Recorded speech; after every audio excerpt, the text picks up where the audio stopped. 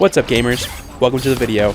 My name is Koobs, and I've been having an absolute blast with Marvel Rivals for the last 2 weeks. But I figured there's probably a lot of people out there who are kind of new to this style of game, and maybe they could use some quick and easy tips to help them have a little bit more fun with things. So that's what I've got for you today. I've got 5 simple tips for new players that are going to help you get a little bit better at the game, have a little bit more understanding, and hopefully help you have a little bit more fun. And it's all going to be done in under 10 minutes. So thanks so much for being here. Our very first tip is going to start off with the practice range. Now, in Marvel Rivals, we've got over 30 heroes to choose from, and we're all going to have our favorites. But in my opinion, one of the best things that we can do for ourselves as a player is spend a little bit of time in the practice range and actually get a feel for each and every one of these characters. I think that if we tried to go into a match and play through a full match as each character, that would take us a lot of time. However, we can go into the practice range, we can cycle through these characters, we can try out their skills, their abilities, their ultimates. We can even turn down the cooldown for their abilities to do fun things like flying around the practice arena and things like that. However, it'll give us a feel for these characters. It'll help us fit a character to our play style. And not only that, but one of the things that I'm going to talk about later is we want to know multiple roles. We don't just want to be what they call a one-trick pony. We want to be able to go out there and support our team in different ways when we need to. And going to the practice range is going to help us get that sort of baseline foundation for understanding how these characters work, what sort of things they can do, and if we like playing as these characters ourselves, because that's going to be the most important thing. We want to have fun. We want to play as characters that we enjoy playing as. So that's going to be my very first tip. For our second tip, I want to take a little bit of time and talk about something called positioning. Now, Marvel Rivals is heavily team-based. It is objective-oriented. It means that we need to find our role in our team, and we need to try to play that role to the best of our ability.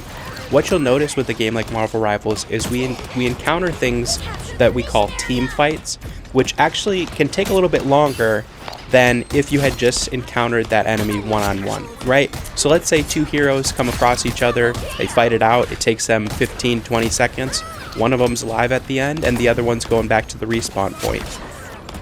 But when we talk about and think about a team fight, we have other things happening, like we have tanks that are using their shields, and we have specialists who are using their healing abilities.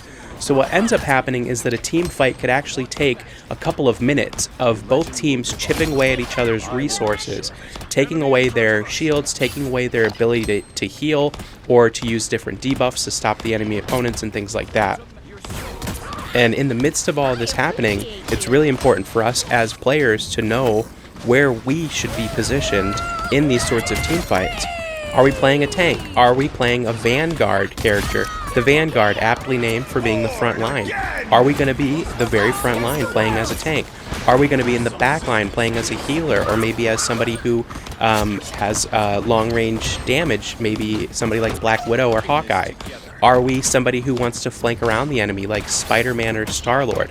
All these sorts of things are going to come into play when it comes to our moment-to-moment gameplay decisions. Which leads us right into our next tip, which is to play the objective. Now, like I mentioned, this is a team-oriented, objective-based game. Every game that we go into is going to have some sort of objective for us to focus on, whether it's a mutually capturable objective that we're fighting over, kind of like tug of war, or if it's going to be one that we're specifically attacking or defending, and that's our primary goal. The reason that we want to play the objective is because both teams are going to have a respawn room. And both of those respawn rooms are typically equal distance away from the objective. Now, what's happening here on screen is half of our team has remained on the objective, and the other half has pushed towards the enemy's respawn room. Now, why do we not want to do that? Well, first off, we definitely don't want to separate our team, but the closer that we get to their respawn room, the farther we are from our respawn room. And what I mean by that is when we eliminate one of their heroes, they're going to get back into that fight a lot quicker than we are. So even if our whole team had pushed up to the enemy's respawn room and played together in that situation, we still would have been at a disadvantage, and we should have been playing the objective together. However, that's going to lead me into my 4th tip, which is to play with your team. This is going to be the most important thing that I could recommend to any player who wants to find themselves improving at Marvel Rivals. You have to play with your team. even if your team is making some questionable decisions. Like in this instance here, my entire team is not playing the objective, but for some reason we are pushing towards the enemy's spawn room and we're taking the fight to them. Now, I could have said, hey guys, the objective's over here, this is where we need to play, but I'm playing specialist, which means that I need to support my team, and I can't always corral them to where I need them to be, so what I need to do is just kind of play the shepherd role. I need to support them as much as I can, I need to help them with this decision that they've made, and then eventually we'll all kind of come to realize that, hey, the objective's actually over here, let's shift this energy that way. But since we're moving as a cohesive unit, we're actually able to stay alive. We're able to take out the enemies in that fight over there. Now we're able to transition to a new fight that's closer to the objective, and eventually we're going to be able to take the objective as a team, and that's all because we stayed together and we played as a unit. Even though we weren't necessarily playing towards the right objective, since we were playing together as a team, it actually helped us in this specific situation. And some could say in that last example that I showed you, if we had stayed together as a team and pushed the enemy's spawn room together, maybe the results would have been different. Alright, so at this point, we've gotten a couple of helpful tips that'll hopefully give us a little bit more confidence when it comes to Marvel Rivals, make us a little bit more comfortable taking on team fights and quick play and things like that. But this last tip, I've got to kind of rip the band-aid off a little bit, alright? I don't want to be harsh about this, but we need you to play different roles. I know. Everybody loves playing Duelist. It's pretty apparent. There's like twice as many Duelists than there are any of the other roles. They all have really cool abilities. Everybody likes getting eliminations, feeling like you're, you know, strong and powerful superhero. I get it. I understand the appeal. But I gotta say it. And I gotta say it with kindness and compassion. You're just not that good, kid. That's the reality of it, is that when I show you in a moment here how some of these specialists put out damage comparable to some of the damage dealers, maybe this will open up your eyes a little bit and have you thinking, maybe everybody in this game is actually really pretty strong and everybody's worth, you know, putting a little bit of time and experience into. Look at that.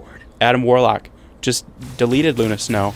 This is a fully charged L2 followed by an R2, and you can eliminate a hero instantly. This is Dagger. Barely even have to aim. Couple of seconds, they're melted. Jeff is spitting fire. So, I mean, I really think that sometimes what excites us about a class like the Duelist is the fact that they can do damage, that they can kill heroes, that they have all these cool, excellent abilities. Specialists have them too. And Vanguard have them too. And I would say that just about every hero in Marvel Rivals feels fun and feels powerful to play as. I think that they've done a really great job in that specific aspect of making heroes that feel powerful, that feel like superheroes, while being balanced and while being fun. I think that those are some of the key elements that are going to make Marvel Rivals successful in the long term, is how much fun this game is to actually play. But when it comes back to tips for us improving as players, for us understanding the game as new players, for us trying to improve our game sense, maybe we want to get better at competitive or whatever it might be, we need to be able to play different roles and play them well enough that we can contribute to the team. So I would highly recommend finding at least 1 or 2 specialists, at least 1 or 2 vanguards, and at least 1 or 2 duelists for you to learn how to get better with, learn how to master, if you will. And those would be my 5 most important tips for anyone starting out with Marvel Rivals. I really appreciate you. Last I heard, there's over 20 million players playing Marvel Rivals right now. I think that the game is awesome and it's a lot of fun. And so if you have any questions or anything, feel free to leave one in the comment section. I might be making a Mantis video. We'll see. We'll see how I feel about it. I really like Mantis, so I might make a specific Mantis video. Alright, that's me. I have been, always will be Coobs. Peace and love, gamers.